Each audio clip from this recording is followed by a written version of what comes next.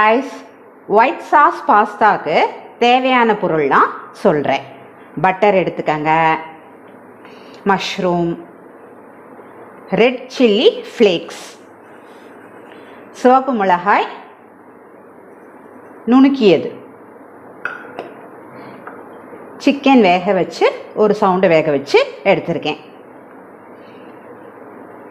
இது என்னன்னு தெரியுமா கைஸ்? கொடைமிளகாய், பச்சை கொடைமிளகாய், பெரிய வெங்காயம், பாஸ்தா வெந்து வந்துருச்சு.